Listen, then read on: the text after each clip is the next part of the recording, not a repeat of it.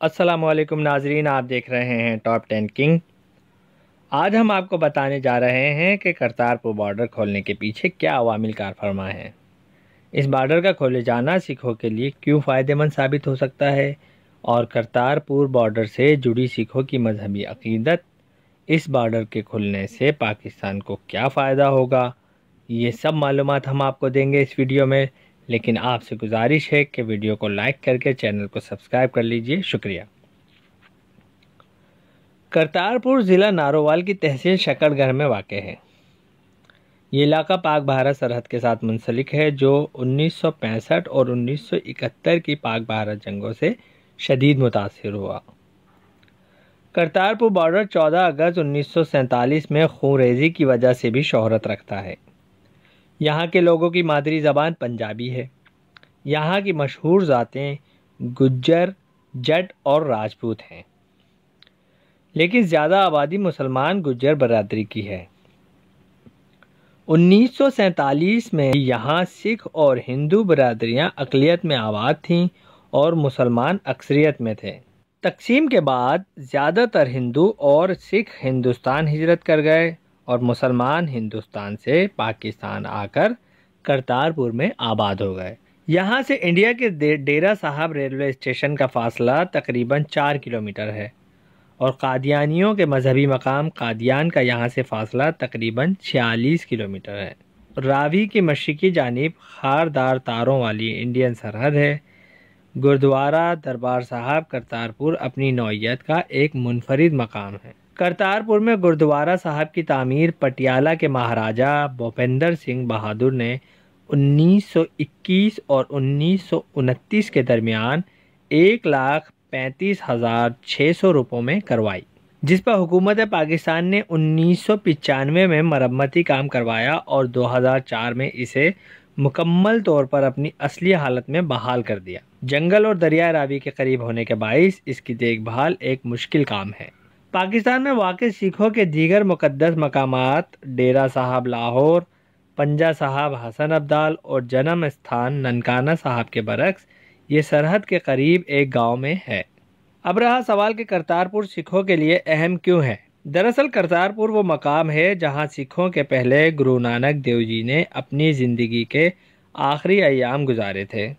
यहीं गुरुद्वारे में इनकी एक समाधि और कब्र भी है, जो सिखों और मुसलमानों के लिए एक मुक़द्दस मकाम की हैसियत रखती है। करतारपुर पर इंडिया और पाकिस्तान के दरमियान अब तक क्या हुआ है, इस पर हम रोशनी डालेंगे।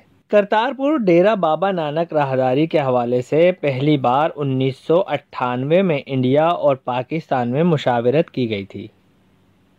गुज़िश्ता महीने पाकिस्तान ने कहा था कि पाकिस्तान इस सिलसिले में जल्द ही इंडिया से आने वाले सिख यात्रियों के लिए करतारपुर बॉर्डर खोल देगा, जिसके बाद सिख यात्री वीज़े के बगैर गुरुद्वारा दरबार साहब के दर्शन कर सकेंगे। करतारपुर के साथ साथ पहले एक मुख्तसर नज़र बाबा गुरु नानक देव जी की ज़िंदगी पर डालते हैं, जिसकी वजह से करतारपुर पूरी दुनिया में शोहरत रखता है। गुरु नानक देव जी 29 नवंबर 1469 को पाकिस्तान के मौजूदा सूबा पंजाब के इलाके ननकाना साहब में पैदा हुए और 22 सितंबर 1539 को पाकिस्तान के मौजूदा सूबा पंजाब के ज़िला नारोवाल की तहसील शकरगढ़ में करतारपुर के इलाके में वफात पाई। गुरु नानक के वालिद मेहता कल्याण दास अकाउंटेंट थे और वालिदा माता तरपिता मजहबी खातून थी। और ये बात जानकर आप चौंक जाएंगे कि दोनों हिंदू मजहब के पैरोकार थे। गुरु नानक ने 24 नवंबर 1487 को माता सिलखानी से शादी की।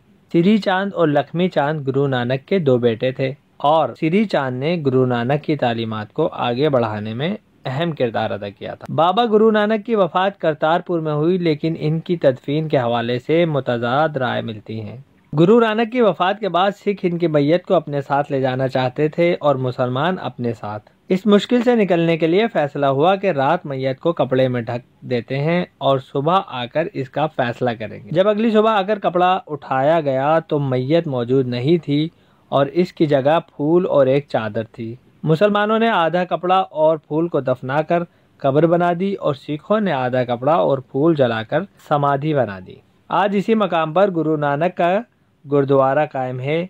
यहाँ सिर्फ सिख नहीं बल्कि हिंदू और मुसलमान भी बाकायदगी से हाजिरी देने आते हैं। करतारपुर को बाबा नानक देव जी ने 1522 में आबाद किया था। जिंदगी के आखिरी 18 साल वहीं कयाम किया और 22 सितंबर 1539 में वफात पाई, जिसके बाद इनकी जाए वफात पर गुरुद्वारा तामीर किया गया, जो सिख बिरादरी का सबसे पहला गुरुद्वारा है। बाबा जी गुरु नानक से सिख बिरादरी की मोहब्बत का आलम यह है कि सिख बिरादरी भारत के बॉर्डर पर घंटों खड़े होकर दूरबीन से गुरुद्वारे का नज़ारा करती है और इसे बाइस बरकत समझती है। सिख कम्युनिटी की सबसे बड़ी ख्वाहिश यही थी कि करतारपुर बॉर्डर सिखों के लिए खोला जाए। यहाँ एक कॉरिडोर बनाया जाए जहाँ सिखों को वीज़े के बगैर आने जाने की इजाज़त हो, लेकिन यह मामला सियासत की नज़र होता रहा। यहाँ मैं अपने मौजूद नाजरीन को ये भी बताता चलूँ कि जन्मदिन के मौके पर जो चंदा डब्बों में इकट्ठा होता था वो भारतीय सिख तंजीम अपने साथ हिंदुस्तान ले जाती थी,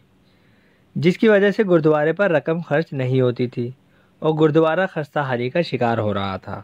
1999 में हुकूमत पाकिस्तान ने पाकिस्तान सिख गुरुद्वारा प्रबंध कमेटी बनाई और जो चंदा डब्बों में इकट्ठा हुआ था हुकूमत पाकिस्तान ने उन करोड़ों रुपयों को गुरुद्वारे पर लगाकर इस गुरुद्वारे की हालत को बेहतर बनाया। इस कॉरिडोर की कुल लंबाई 6 किलोमीटर है। 4 किलोमीटर पाकिस्तान और 2 किलोमीटर हिंदुस्तान में तामीर होगा। पाकिस्तान के 4 किलोमीटर के रास्ते में दरियाए रावी आता है, लिहाजा दरियाए रावी पर एक पुल भी बनाया जाएगा। हिंदुस्तान की जानिब से डेरा बाबा नानक से पाक भारत करतारपुर बॉर्डर का फासला 2 किलोमीटर है। करतारपुर बॉर्डर के हिंदुस्तानी साइड पर दर्शन स्थल कायम है, जहां से दूरबीन के जरिए सिख करतारपुर में बाबा गुरु नानक के गुरुद्वारे का नज़ारा करते हैं। अब रहा सवाल करतारपुर बॉर्डर से फ़ायदा क्या होगा, तो जनाब ये सवाल अक्सर पूछा जा रहा है कि इस बॉर्डर को खोलने की आखिर ज़रूरत क्या है और इसके खुलने से भारत से आने वाले लोगों को क्या फ़ायदा होगा।